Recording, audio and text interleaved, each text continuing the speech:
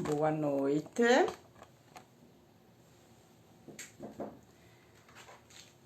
Boa noite, vocês que estão entrando. Thaisa, Ângela, Feribeiro. Vamos entrando. Renilde. Nós vamos começar com uma música. Dr. Guilherme entrou.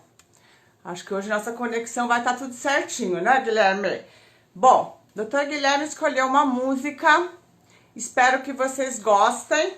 Vamos mandando aviãozinho pro povo ir entrando. Thaisa, acorda e Del Jundiaí aí. E Del Morumbi também. Dr. Nelson entrou.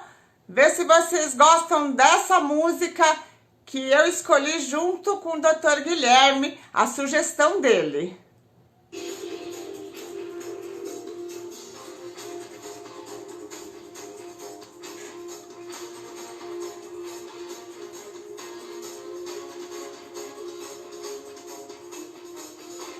Conhecem?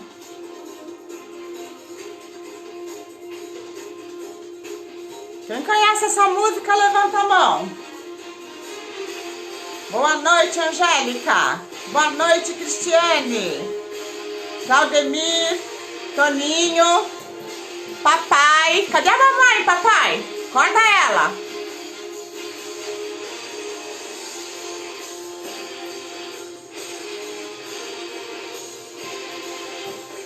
Essa música, AC/DC, Homem de Ferro.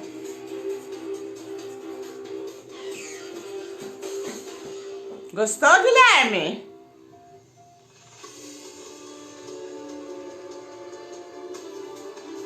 Você sugeriu?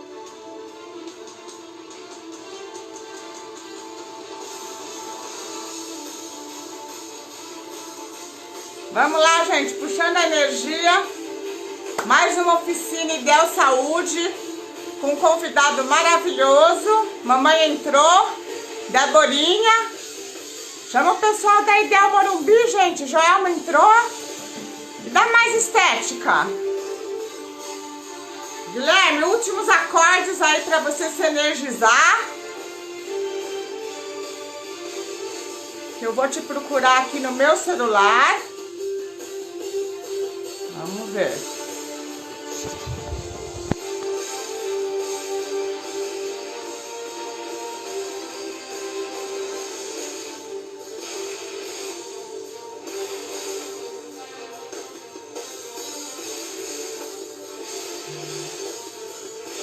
Tô procurando aqui, gente. Chamei o Guilherme. Vamos ver se ele aceita.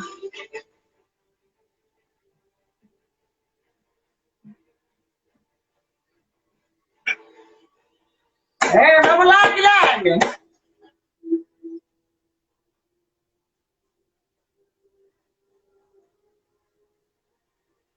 Guilherme, você não entrou ainda? Vou chamar de novo. O que será que aconteceu?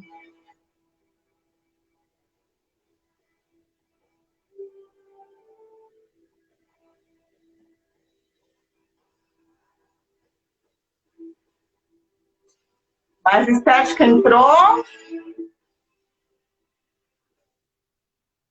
Guilherme, acabou a música e você não entrou. Tá escrito aqui, aguardando o Dr. Guilherme Yasbeck. Guilherme, você tá me dando saúde, querido? Vou começar tudo de novo, hein? Vamos lá, a gente treinou ontem. Dr. Guilherme Yasbeck. Guilherme, você tem que estar na bolinha e dar saúde, tá bom? Senão você não entra nem na próxima Incarnation. Dr. Guilherme. Vamos lá de novo, enviar solicitação. Agora sim. Aê! Demorou, mas consegui. Tudo bom, querido? Boa noite. Tudo bem, boa noite a todos. É um prazer estar aqui. Estou muito feliz. Espero poder tirar as dúvidas de todos aí, as dúvidas do nosso público, dos nossos ouvintes, do pessoal que segue a sua página. Eu vi que a sua página é extremamente aí popular. Então, é uma responsabilidade maior para mim. Na verdade, querido, a gente procura fazer informação de qualidade, né? É por Então, eu isso que procuro você trazer tem... aqui profissionais, além de profissionais excelentes, pessoas humanas excelentes. Com Então, certeza. é um prazer enorme ter você aqui com a gente. Eu tenho certeza que vai esclarecer, sim, muitas dúvidas. Eu tô achando você um pouco escuro. Vocês estão enxergando o doutor Guilherme, gente? Eu estou vendo só o zoinho dele assim. Ah, Tá. melhorou. Melhorou? Guilherme, eu tenho que deixar aqui na tela de baixo as perguntas, tá? Se tem gente que quer perguntar, para a gente ir Legal. respondendo. Legal, Queridos legal. amigos que estão aqui, pega o aviãozinho de vocês e manda para quem vocês acham que tem problema de vasinhos, problema de inchaço nas pernas, dor nas pernas. Eu acho que tem muito mais gente com problema nas pernas do que eu estou vendo aqui. Mas nós vamos começar. Então, Vamos lá. doutor é cirurgião vascular, doutor pela USP, colega de turma, e ele tem um currículo enorme, mas eu não vou ficar aqui eu citando o currículo dele. Para quem não me conhece, a Cris Madeira entrou. Cris, chama o povo aí da 75.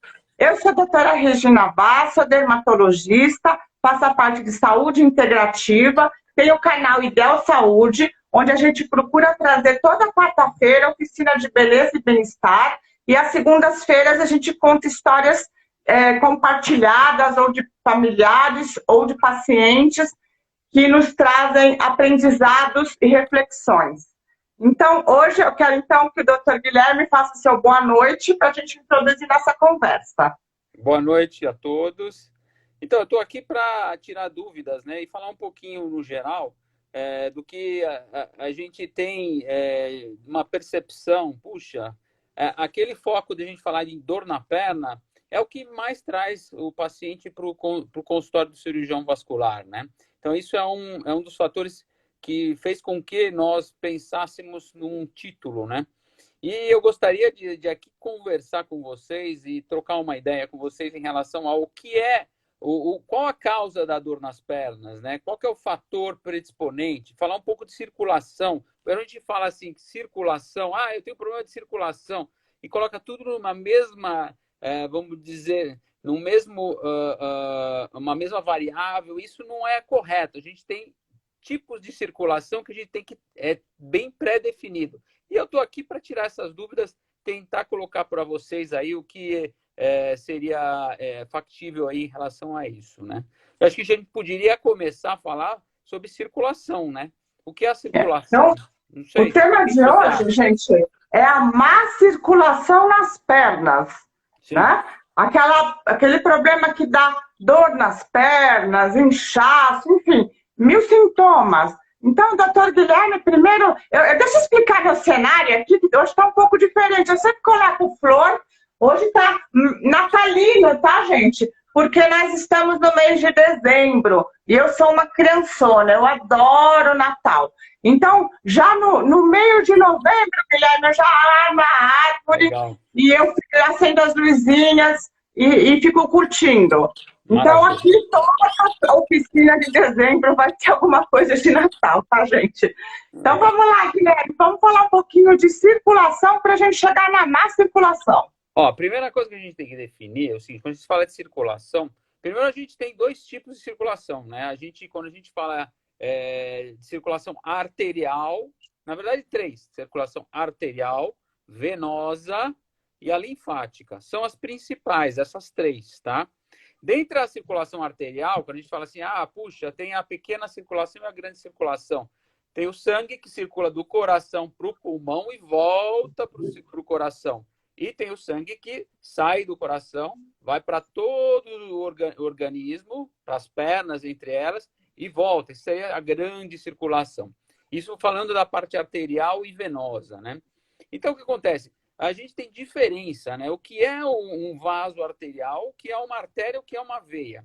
A artéria, ela pulsa. Quando você palpa o pulso de um indivíduo, de uma pessoa, você está palpando o quê? O pulso arterial A artéria, isso pulsa, ela é totalmente diferente a uma veia. Na sua mão, no seu braço, você consegue visualizar isso. As veias estão aqui no dorso, você consegue visualizar as veias. E você palpa, não tem pulso, não tem uma pulsatibilidade aqui. Diferente de quando você pega o seu pulso radial.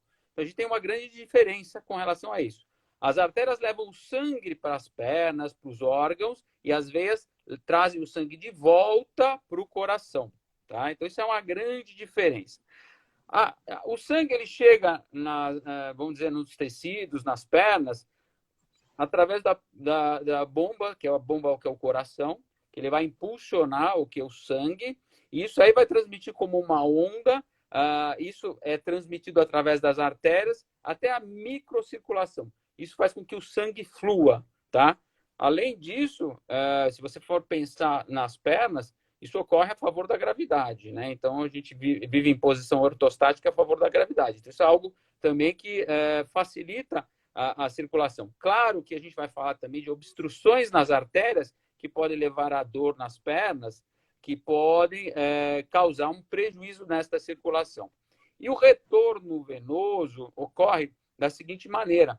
Existe o sangue que chegou ali nos seus pés, vamos supor, o organismo lança alguns mecanismos, né, para fazer com que esse sangue retorne para o coração.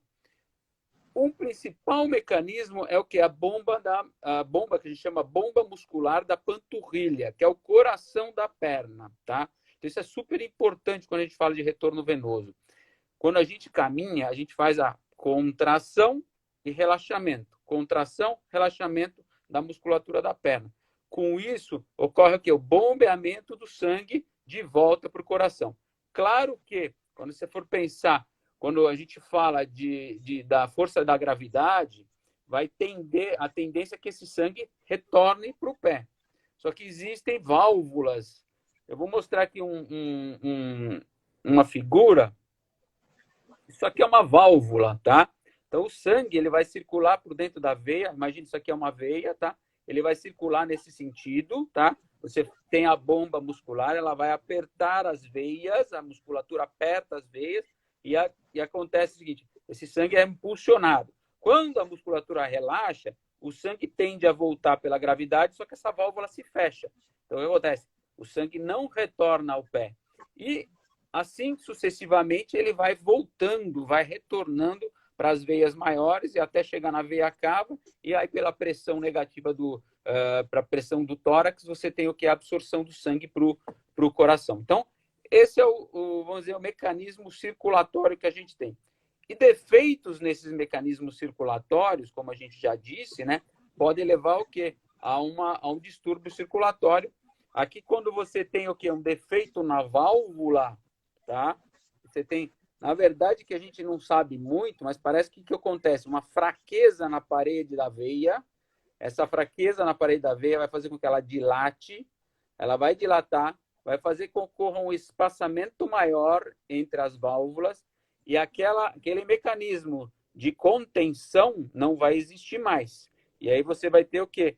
Não vai existir a contenção. Então, o que acontece? Essa coluna de sangue vai passar pelas válvulas e vai causar um aumento da pressão venosa. E isso pode levar a uma série de consequências. Entre elas, o quê? Esta dilatação pode levar a uma dilatação maior das veias, levando ao aparecimento das varizes, que é super comum na população, principalmente feminina, tá? Então, isso é algo Como eu falo, gente, Deus é homem, tá bom? De novo, nós somos mais afetadas. Vai prestando atenção. Mas quando o homem tem varizes, ele tem de verdade, que aí é uma doença bem grave. As mulheres elas se tratam mais, mas o homem, quando ele tem a doença, aí é direto para a cirurgia, com certeza. Então, o que acontece? Quando você tem esse escape, né, esse escape venoso, você pode levar o quê? Algum quadro clínico, que é o quê? Pode levar a inchaço, a dor na perna, essa distensão da parede da veia pode levar a uma dor na perna, uma dor em peso. Normalmente, a dor relacionada às varizes é o quê? É uma dor que ocorre mais no final do dia, ele vai piorando de acordo com o passar do dia, tá? Acaba inchando a perna. Com o passar do tempo, você tem o quê? por uma questão de pressão, você tem o pigmento do sangue, que é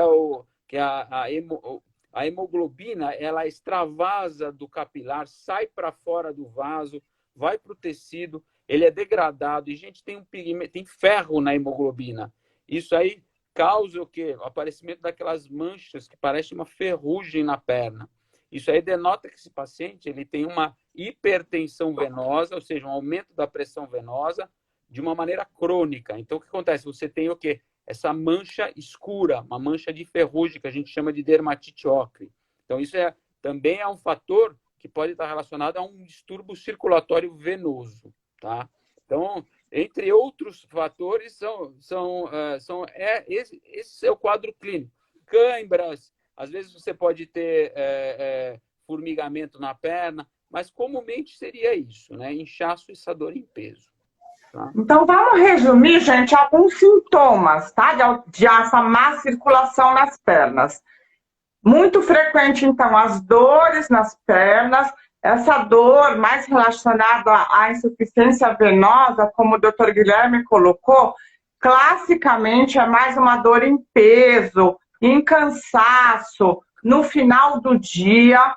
Eu vi aqui uma pergunta, Guilherme, que muitas mulheres têm na fase pré-menstrual essa dor nas pernas. Por quê?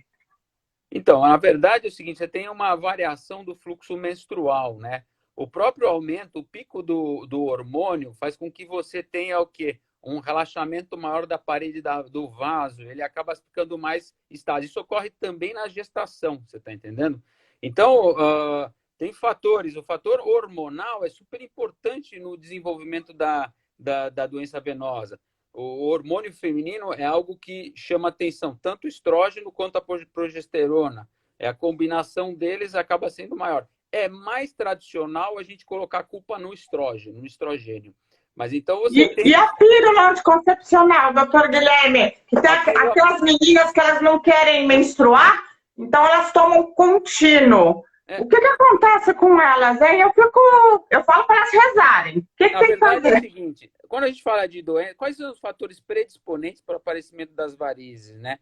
Tem o fator primordial, que eu considero, que é o quê? A hereditariedade. Então, um antecedente familiar, se você tem alguém da família, aí você tem que tentar ter hábitos mais saudáveis, né?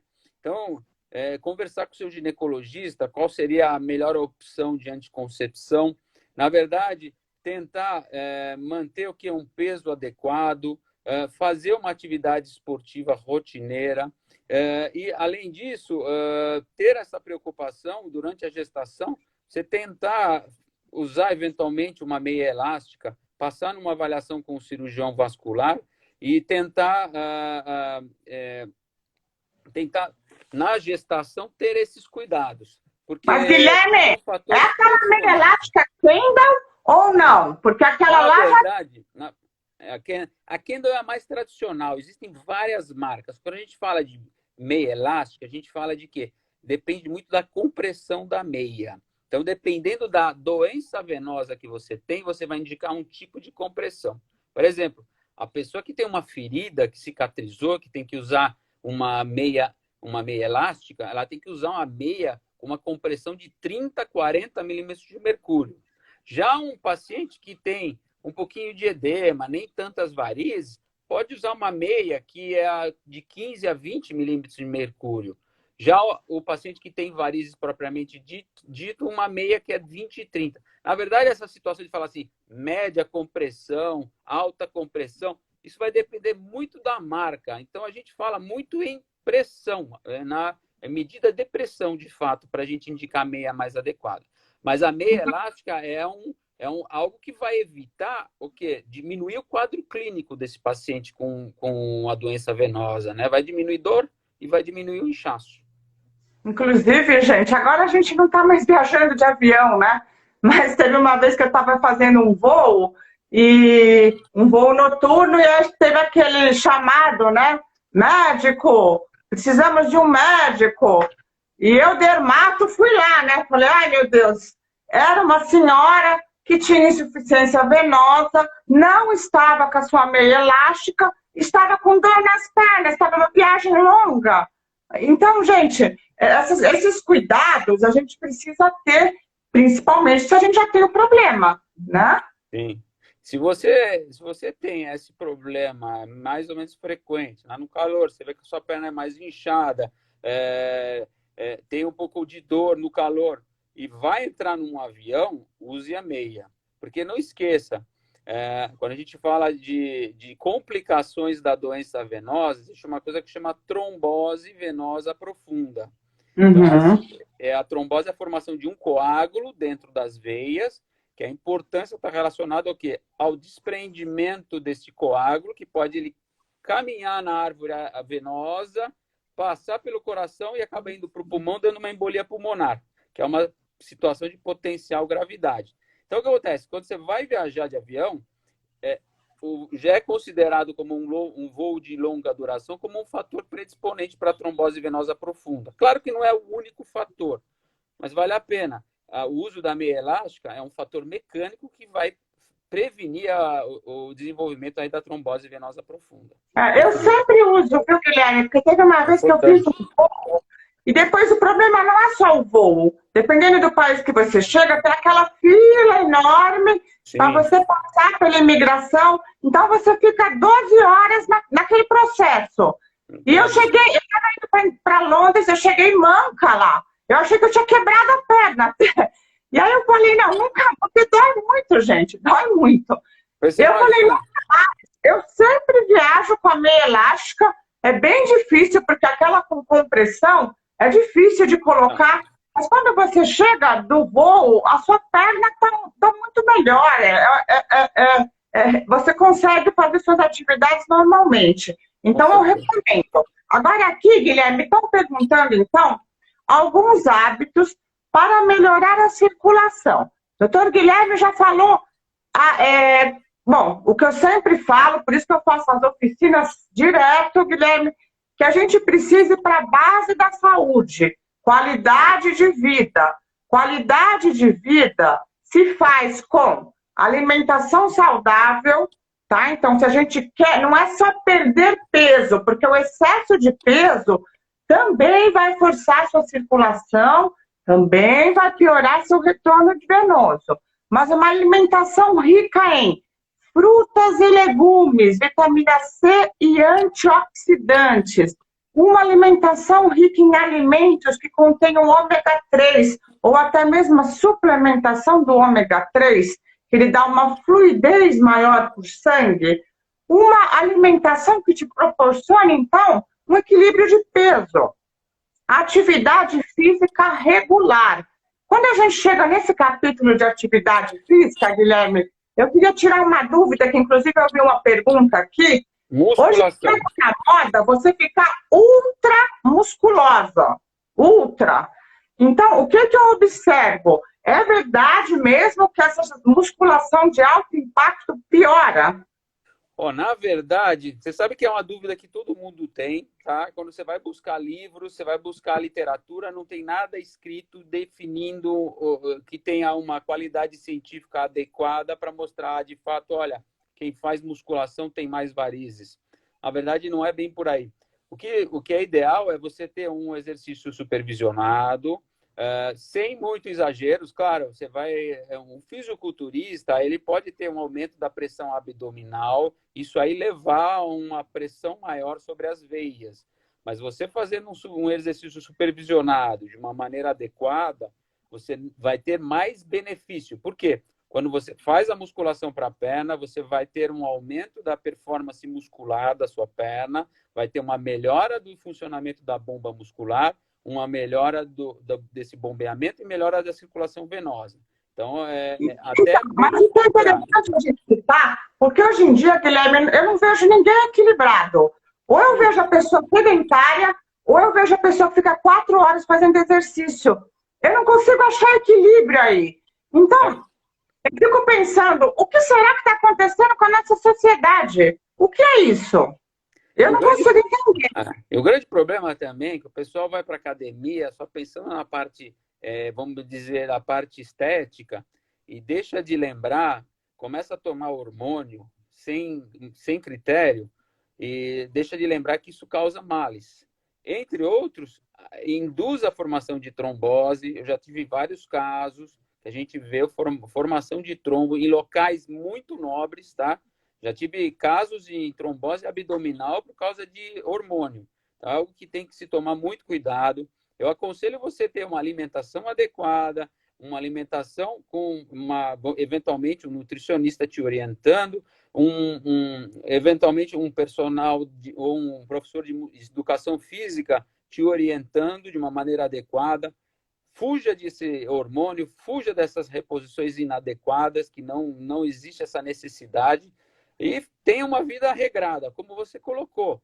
Eu assino embaixo. Tudo que você colocou faz bem para a saúde, faz bem para a circulação também, tá? Gente, ninguém está falando mal de hormônio, tá? Eu sou apaixonada por reposição hormonal, Não, desde que a pessoa precise. O que nós estamos falando é de coisas, de exageros em todos os sentidos. Então, por exemplo, eu vou para academia, então eu vou ficar me injetando testosterona, eu vou ficar... Assim, gente, tem que tomar cuidado com o modismo, com exagero, com coisas que são antifisiológicas, que vão causar problemas sérios na sua saúde. Eu pego muitas jovens no consultório, Guilherme, que tomam a pílula anticoncepcional contínua e elas não têm nem noção que isso pode causar uma trombose, por exemplo, nos vasos delas. Elas simplesmente tomam porque elas não gostam de menstruar. E eu falo para elas, você conversou com o seu médico dos efeitos colaterais do que você está tomando?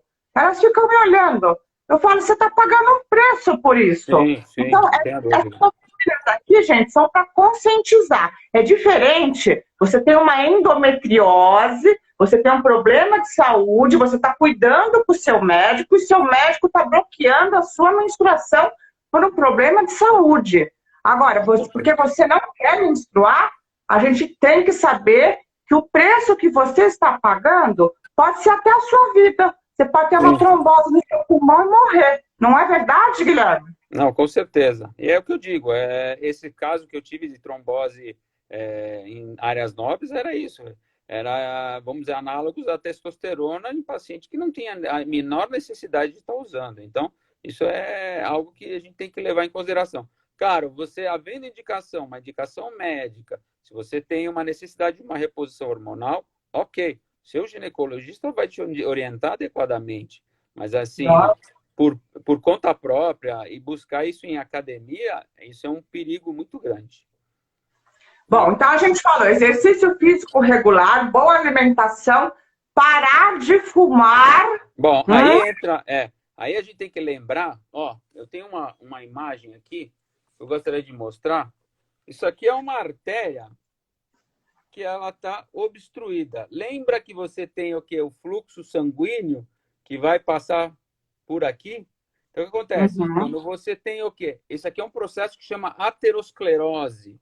É o acúmulo de gordura que acaba virando uma calcificação na parede da artéria. Então, ele vai estreitando a artéria. Fatores que estão relacionados a isso, claro, isso vai acontecer com o passar do tempo. Só que fumar é como se você estivesse fazendo uma poupança. Você vai poupando cada cigarrinho, tá? Só que uma hora você vai ser sorteado lá na frente. É um sorteio ruim. Por quê? Vai acontecer um processo de aterosclerose e ocorre em vários locais do corpo. Ocorre nas artérias carótidas, ocorre nas artérias do abdômen, ocorre nas artérias da perna. E isso pode levar a uma disfunção de fluxo arterial que vai causar também uma dor na perna. Vai causar uma dor limitante, que vai causar o quê? Uma dificuldade para caminhar. O paciente que tem que não se cuidou do ponto de vista de foi fumante, tá? Não cuidou da pressão, não cuidou do diabetes e não cuidou do colesterol, que são fatores aí que são associados ao quadro degenerativo da aterosclerose, você pode levar o quê? Uma obstrução da artéria, o sangue não chega suficiente. Então, o que acontece? Esse paciente acaba não conseguindo caminhar. Ele acaba caminhando poucas distâncias e acaba tendo dor. A gente chama de claudicação intermitente. Então, isso é algo que tem que se levar em consideração, que é um tipo de dor também, Claro que o seu vascular vai saber diferenciar, tá? Mas é um tipo de dor que pode levar aí a uma limitação importante.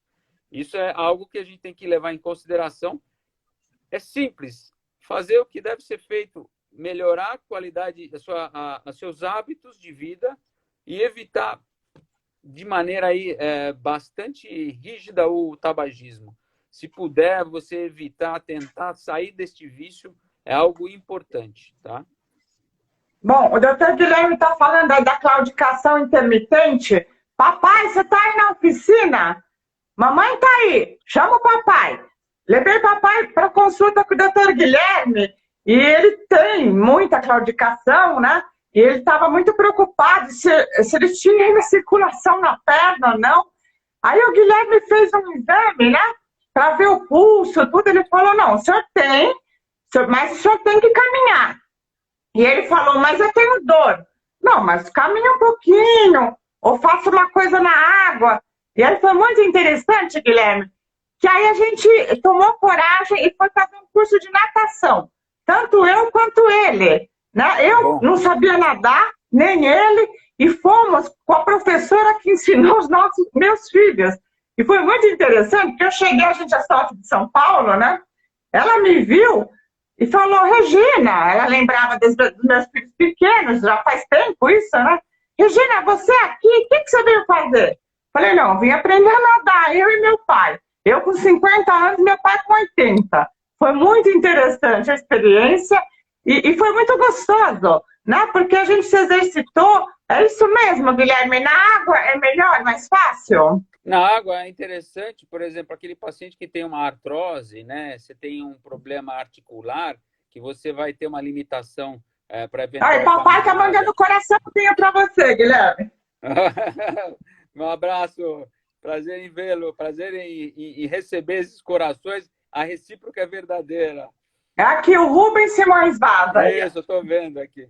Então, assim, importante é você ter uma atividade, um exercício, né? Quando a gente fala de caminhada, é o exercício mais fácil, tá? Mas existe também exercícios resistidos, né? Que está relacionado à musculação. Esses exercícios com resistência também têm o seu benefício. Então, o importante é esse paciente que tem uma doença arterial não ficar parado, fazer uma atividade no local onde tem a obstrução. Isso é de suma importância, tá? Então, é algo que a hidroginástica, por exemplo, se ele não consegue caminhar por uma artrose, ele pode ir para uma piscina tentar fazer um treinamento. O importante é, se conseguir um treinamento supervisionado, é melhor. Gente, eu andei estudando também, que eu sou uma estudiosa, eu adoro ver tudo, né? E eu vi, Guilherme, algumas dicas aqui, eu vou passar algumas coisas que eu anotei. Você me corrige se eu estiver falando errado, hein? Se vocês têm problema aí, gente, caneta e papel na mão, vamos lá. Você fica sentada o dia inteiro. Não dá. Levanta, pelo menos a cada 2 horas, dá uma caminhada, ou faz o movimento com os pés, porque lembra que o doutor Guilherme falou? A panturrilha é como se fosse o coração da nossa perna, ela tem que bombear para o sangue voltar. Beba bastante água, gente, e diminua um pouco o consumo de sal. Você come coisa com muito sal, você vai inchando também e retendo. Pratique atividade física com regularidade. Faça massagem nas pernas, de preferência, né, no final do dia, como a gente falou que você tem aquele cansaço, e se puder, uma drenagem linfática. Essa massagem é sempre bom no sentido para ajudar o retorno venoso, que seria, então, do tornozelo, lá do calcanhar para a virilha, tá bom? Use roupas confortáveis, que não apertem, evitando cintos justos e sapatos apertados. A meia elástica, o doutor Guilherme já falou, é bom sempre com a recomendação do médico vascular, porque ele vai ver o seu problema e vai ver qual tipo de pressão é adequada para o seu problema, tá bom? Tem algumas coisas fitoterápicas, eu acho interessante usar, mas eu queria a opinião do Dr. Guilherme. Castanha da Índia, antioxidantes, né? Vitamina C, ômega 3, diminuir o peso e elevar as pernas com travesseiro no final do dia. O que você acha dos fitoterápicos, Guilherme? Na Dá para verdade, associar? Você acha bobagem? se o paciente tem sintoma, né, um sintoma importante, é factível. Não existe nenhum benefício de profilático, você está entendendo? Eu tomo castanha da Índia para não aparecer as varizes, né? Isso não tem benefício, tá? Mas assim, aquele paciente que tem varizes, tem dor na perna, é um tratamento possível, tá? Esses fitoterápicos, a castanha da Índia, os rutosídeos, tem vários tipos de medicamentos aí disponíveis hoje em dia, tá? Cada um com um efeito em si. Na verdade, a maioria deles tem um efeito anti-inflamatório na microvascularização, tá? Então, então isso ajuda a diminuir aí essa sensação de dor, diminui um pouco o inchaço, tá? Então é algo que ajuda. E a combinação desses medicamentos com a meia elástica aí potencializa ainda mais o tratamento clínico. E claro que, se você for pensar em doença venosa, você tem também a opção de tratamento cirúrgico, que é a ressecção, a remoção dessas veias doentes. Então, a gente tem... Peraí, vamos chegar no tratamento. Então, tá bom. Não, continuamos Vamos aí lá, você já nas começou. dúvidas. Tratamento. Agora, o mais frequente, gente, é antes mesmo. Bom, a maioria das pessoas procura, Guilherme, não tem peso, às vezes por motivo estético, né? Sim, Tem sim. aqueles vazios, aqueles microcapilares, às vezes não chega a ter ainda insuficiência venosa mesmo. Aí o mais frequente é a escleroterapia, né? Pra você ter ideia, por exemplo, esse paciente que tem vasinho já tem uma classificação de doença venosa, ele já tem a classificação inicial, tá? Então, ele é um paciente já com uma doença venosa. E o tratamento é diferente do paciente que já tem varizes propriamente ditas, né? O tratamento é através da escleroterapia, da injeção de uma substância esclerosante. Essa substância ela vai preencher o interior do vaso, vai causar o quê? Vai causar uma irritação da parede desse vaso, e esse vaso vai ser reabsorvido. Existe a escleroterapia química, existe, vamos dizer, a física, né, que a gente chamaria, que é a agressão física que a gente causa no vaso, que pode ser por radiofrequência, por eletrocauterização e também pelo que é largamente utilizado hoje em dia, pelo laser. Na verdade, o que se sabe é que a combinação da escleroterapia e o laser que ele potencializa os resultados aí frente aí aos vasinhos, né? Então, essa combinação seria mais adequada.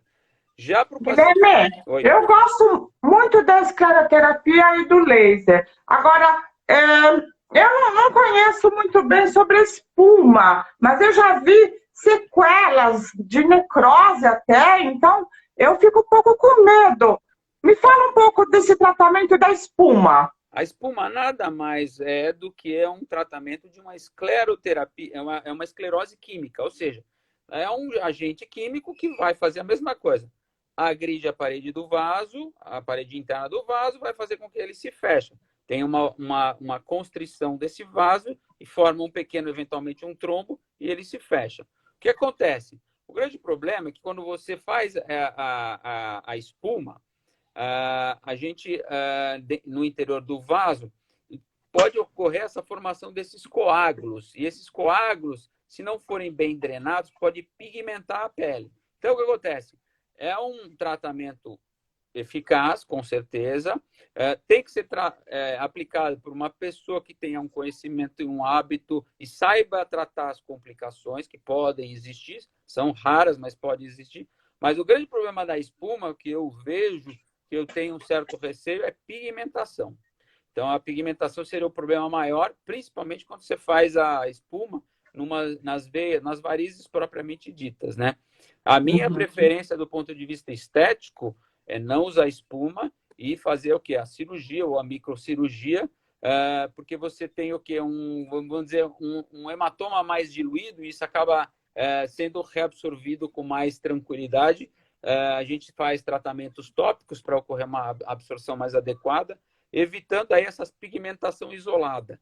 E quando tem essa pigmentação, aí a gente vai precisar da ajuda do dermatologista para tentar despigmentar, fazer um tratamento local, porque é algo que ocorre em cerca de até 30% dos pacientes. Gente, então de varizes é isso, né? De vasinhos. Agora eu queria falar sobre um outro aspecto que acomete também nós mulheres, né? Que é o lipedema. E eu fiquei até surpresa. 11% das mulheres sofrem de lipedema. Uau! O que é o Sim. lipedema? Pernas e quadris muito grossos, com uma desproporção em relação ao resto do corpo.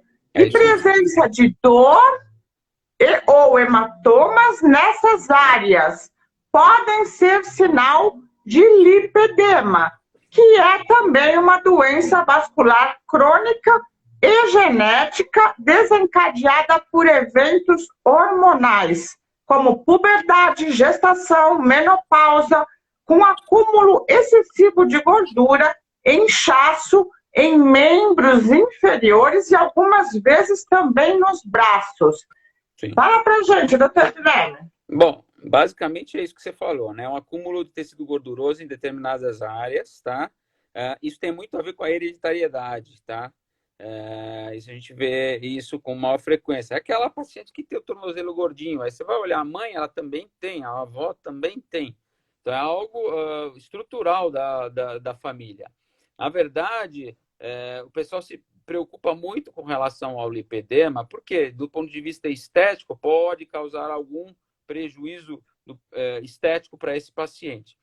Com relação aí algo bem frequente, de fato, tem quase... na verdade, o que eu consegui buscar de literatura, cerca de 10% das mulheres têm isso, tá? De fato, é algo bem frequente. Achei assim, muito. E é relacionado mesmo a questão dessa deposição nesses locais, está relacionado também com o hormônio feminino, né, que é algo que você vê mais basicamente em mulheres, né?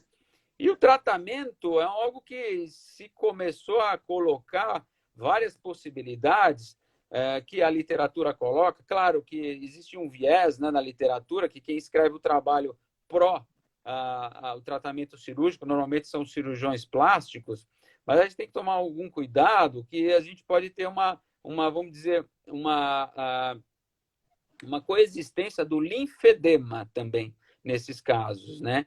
Então, é algo que a gente pode tem que tomar certo cuidado, que isso pode causar, ou seja, o paciente tem um lipedema eventual, ele faz uma lipossucção.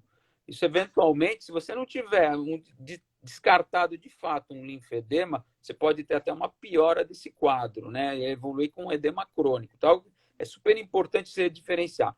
Porque eu acho que esses pacientes devem ser tratados. Existe benefício da terapia, de fisioterapia complexa, o mesmo tratamento do linfedema, utilizando para esses pacientes, pode ocorrer, e existe literatura mostrando que diminui o tamanho da perna, diminui as medidas, tá?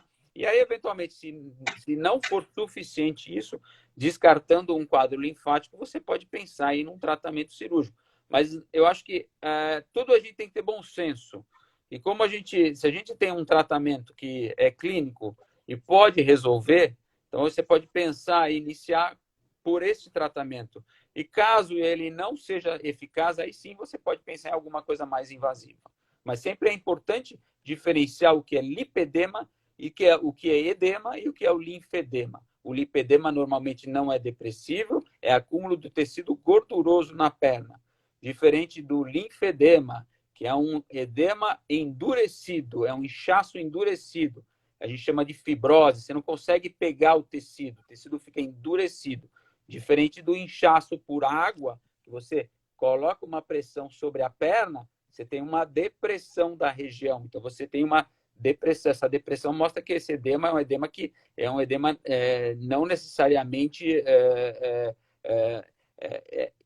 vamos dizer, que esteja ali continuamente, tá? Então, você tem o quê? Você coloca esse paciente em repouso, esse edema é reabsorvido. Então, é algo que a gente precisa ter essa mentalidade, diferenciar esse quadro. Gente, de novo, né? A dieta, né? A alimentação saudável, o exercício físico, a drenagem linfática. Tudo isso é Dentre as importante. atividades físicas, eu vi que é muito importante, por exemplo, atividades na água para diminuir o impacto. A yoga e o pilates também ajudam, pois melhoram a respiração e tudo que melhora a respiração favorece o retorno linfático. E também, para nós mulheres, né, hoje em dia existe uma cobrança muito grande da parte estética, tanto facial quanto corporal.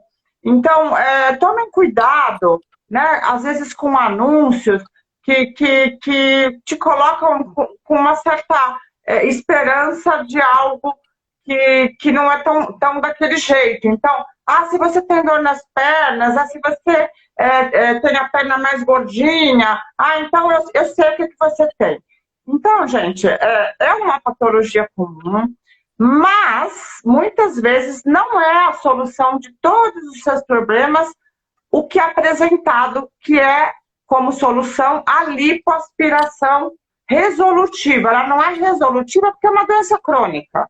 Então, ela pode controlar por um tempo, mas se você não mudar os seus hábitos, tudo vai aparecer de novo, novamente, outra vez. Né, doutor Guilherme? Com certeza. Eu acho que é para tudo, tanto para a circulação linfática, para a circulação venosa, para a circulação arterial. O importante é ter hábitos saudáveis, né? Então, aqui eu creio que a gente já colocou, eu assino embaixo tudo que você colocou, alimentação adequada, evitar vícios e fazer uma atividade regular, um exercício físico regular, se possível, supervisionado por um professor de educação física. Então, isso é super interessante e seria o adequado para melhorar a sua circulação dos membros inferiores. E a celulite, doutor Guilherme? Tem alguma ideia como é que a gente faz com essa maldição feminina? É a lipodistrofia ginoide. Ela afeta só 90% de todas as mulheres. Então, se você que está assistindo tem celulite, fica tranquila. Você está bem dentro da média, né? A gente não gosta de ter, mas é uma coisa muito frequente e que a gente se cobra muito de não ter nenhum buraquinho. Eu não sei se nessa encarnação eu consigo isso. Eu acho que só se eu nascer e morrer homem. Você tem alguma sugestão, Guilherme? Como é que faz para matar esses malditos buracos? Olha, é difícil, porque isso tem a ver muito com o hormônio feminino, né? Com o estrógeno. Isso ocorre nas regiões onde você tem aquela, vamos dizer, o relacionado aos hormônios, nos locais onde você tem o tecido adiposo feminino, ou seja, na região da nádega, na região da coxa. Então, nesses locais que você ocorre. Então, o hormônio é importante, o hábito também acaba sendo importante, é claro. Vários tratamentos são preconizados, né? E aí eu vou buscar o quê? Na Sociedade Brasileira de Dermatologia, que quem vai cuidar melhor da sua celulite é a doutora Regina e os dermatologistas. Mas, claro, os hábitos que a gente colocou para a circulação vão te ajudar também a você evitar. Vão ser coadjuvantes aí no tratamento da celulite, né? Então,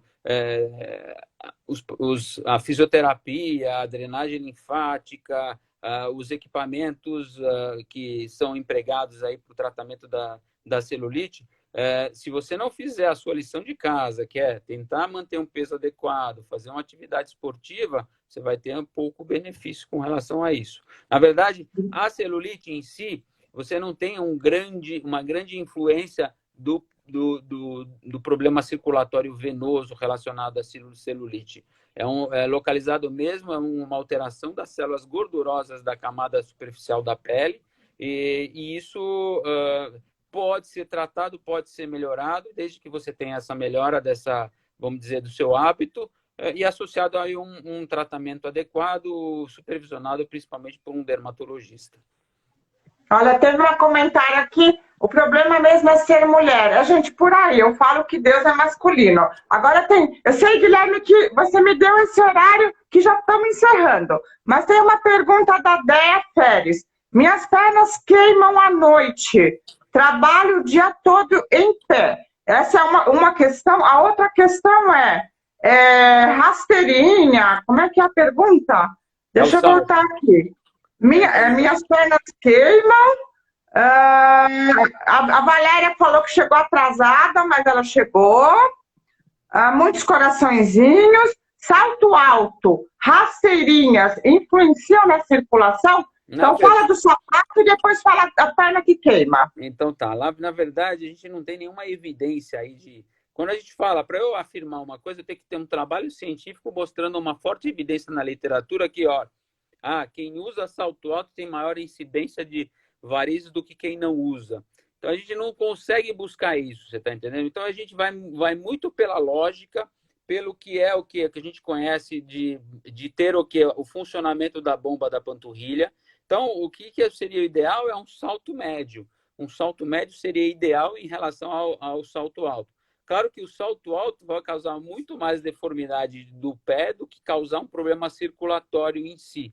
Mas quando você mantém aí a musculatura contraída, e você não tem o movimento de dorsoflexão do pé, esse movimento quando você anda do pé, você não tem isso, você tem menor contração da panturrilha e aí menor eficácia aí no evento circulatório venoso, né?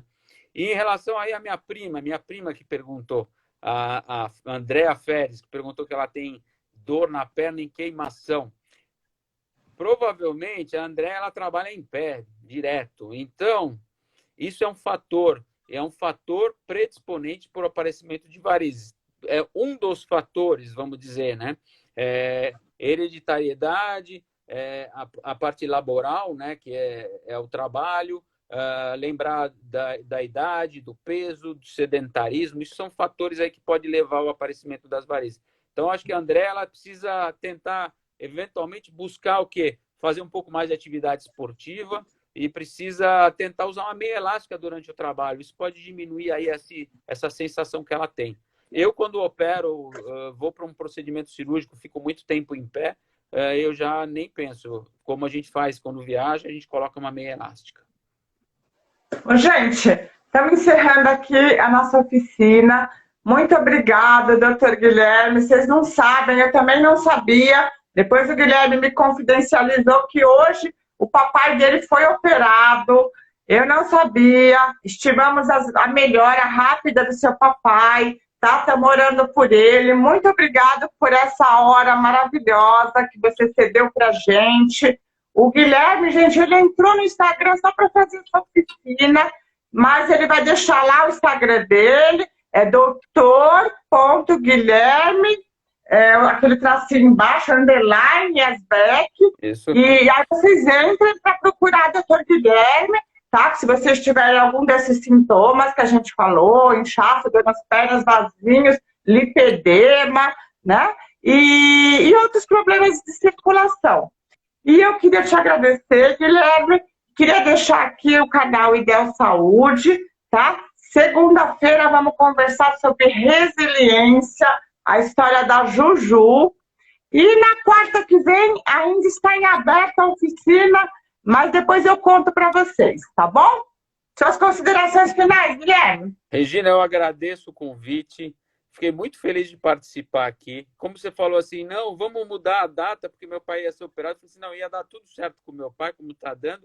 E eu falei, preciso participar, que é um prazer estar aqui. E eu quero voltar. Você pode colocar que é um prazer e vou aguardar outro convite para participar, que será algo de extrema vantagem. Não deu nem para falar metade do que eu gostaria aqui, mas foi, acho que, super proveitoso para todos. E eu estou à disposição aí no Instagram, quem quiser tirar dúvidas, né, sobre doenças circulatórias. E é importante, eu já coloco para vocês, se você tem uma doença circulatória, alguma suspeita, procure o seu cirurgião vascular. Um cirurgião vascular vai poder fazer essa avaliação adequada. Tá bom, gente? Um beijão, boa noite. Um abraço para todos. Beijo para todos. Tchau, obrigado. Tchau, tchau.